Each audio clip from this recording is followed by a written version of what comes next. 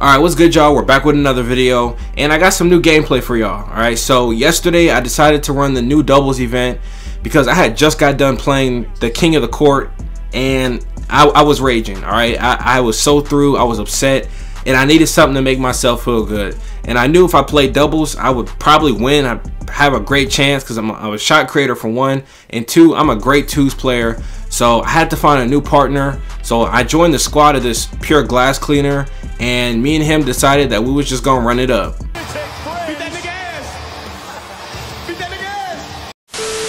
Alright guys, so game one, I'm playing against a pure stretch 4 and a sharpshooting rim protector. Now, seeing these two builds together might worry some people. It sounded pretty good to me too, but once I saw their records, I knew they were bums and I wasn't worried about them at all.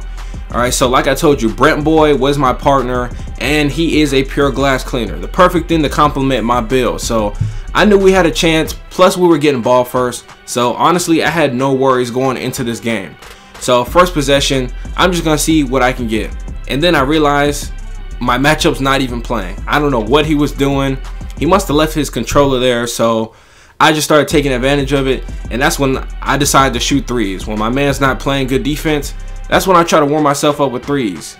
And then right there you'll see he quits the game. So after that, that's pretty much when I take off. Alright, so I basically go ahead and start making like every shot. I don't think I missed one time. So alright, so like I was saying, I basically made like every shot this game. It's pretty easy. Of course, playing against AI, you know AI can only play so much defense. So this was a fast one. I'm gonna just go ahead and skip through this one, and we'll get right into game two. Alright, so game two. Alright, we're going against a pure lockdown defender and a shot creating post scorer. Now, these two builds together, probably in the playground or anywhere else, might be a little bit scarier, but if you look at their records and their overalls, it's really not too much to be afraid of. The only problem is we don't have ball first. Now, I like to start off with ball first because normally I try my best not to give it back, especially in twos, but they made that pretty simple. Now, going against a lockdown, the first thing that you have to be, I guess, even concerned about is them reaching, right? That's the only thing that they can do efficiently, or at least they should be, right? So I know since I'm a shot creator, he's expecting me to do a lot of pull-ups and stuff like that. So first play, I decided to take it to the rim. All right, so after that, now I'm just looking for space to get open for my pull-ups because I need to get a takeover. As soon as I get takeover, I will be unafraid of him having the square button on his controller whatsoever. I will be ready to pull any shot that I can get. So I'm not sure if he was just bad at the game, or okay, I'm sure he was just bad at the game, because starting off I got a lot of easy and open looks that really just helped me warm up pretty fast. So he's not getting around screens, his teammates playing bad help defense, and at this point, like I said, I got my takeover, so now I'm feeling myself. Now, there were a couple times where I did try to post them up or whatever, but that did not work at all. That was like such a bad idea. We ended up giving the ball back, but we got it back, and then that's when I got to really start using my takeover, because after I started dancing, it didn't really go too well after that. So now, as you see, I'm just trying to look for open space on the floor to just do dribble pull-ups. I'm trying to play it safe.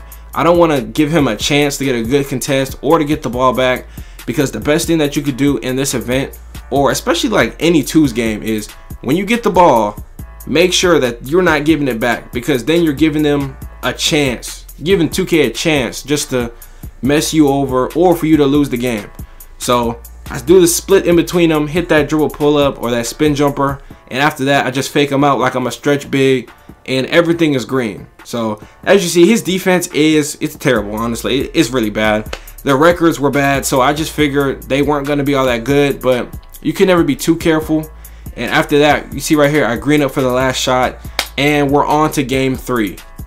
Next up, we have game three. Now this is where things took a turn, and the game just really got really trash.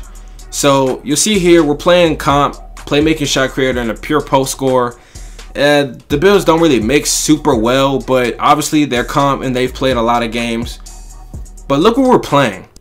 We are in the stands and we could not even see the goal. So now I'm kind of upset. I'm feeling like, man, like, is this where 2K is going to cheat me out of my doubles win? So at this point, I just take it for what it is, and I just try to put on.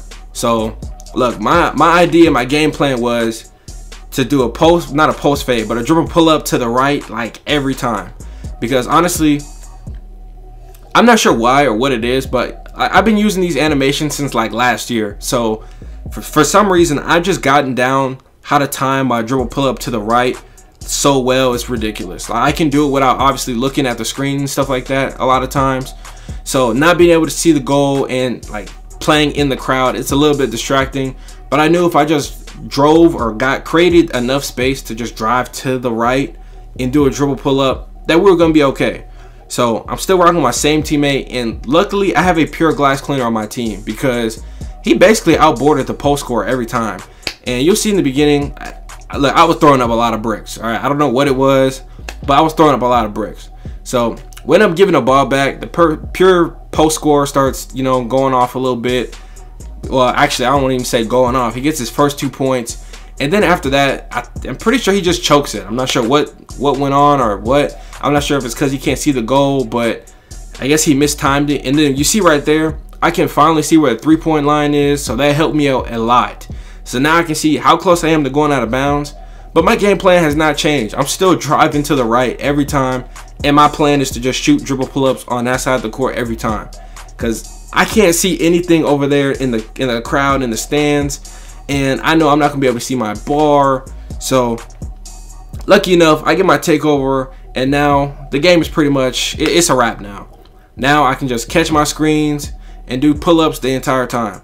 So the playmaking shot creator, he was just too little, I guess, to get through any screens, and the pure post scorer didn't play any help defense.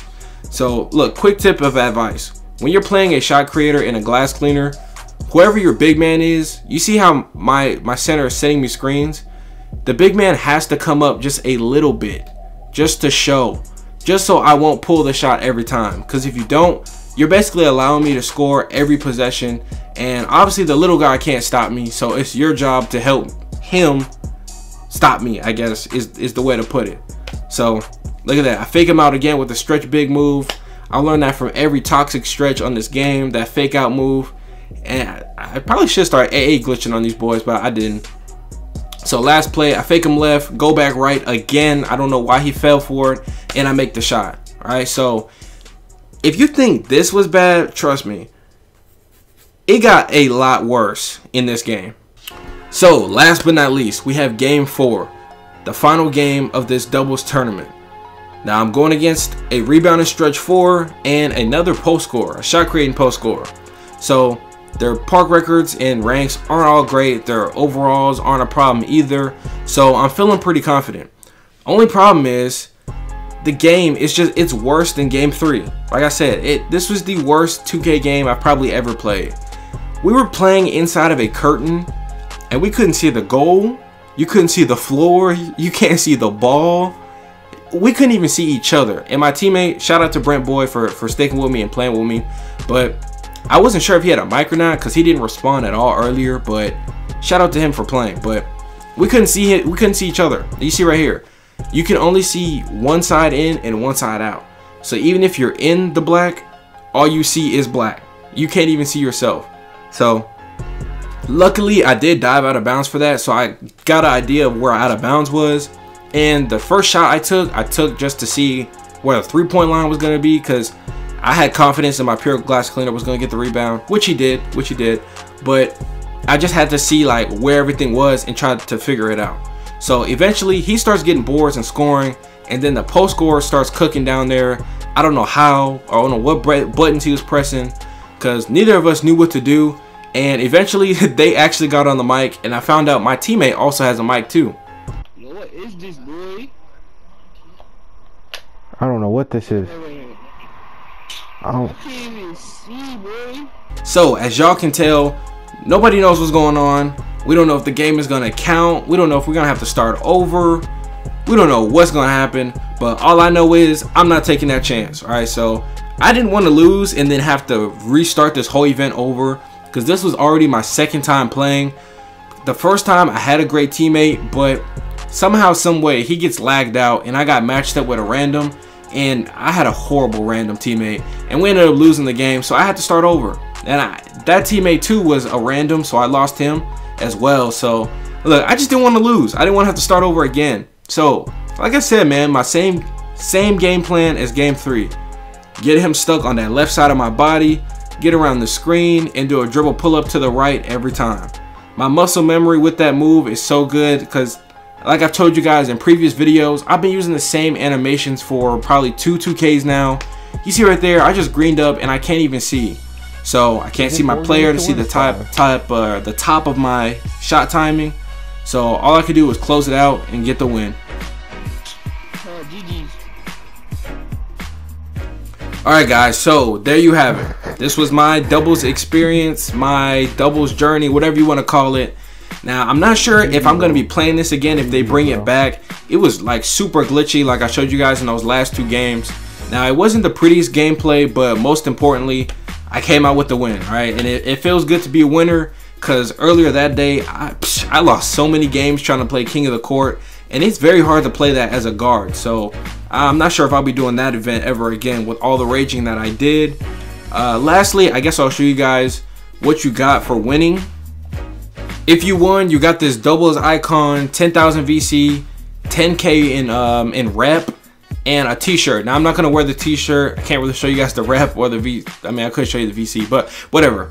I got the icon, I came, I saw, I conquered, I got what I wanted, and that's basically it. Alright, so if you guys want more gameplays like this, go ahead, drop a like on this video, comment down below, subscribe if you're new, and I'll catch y'all later.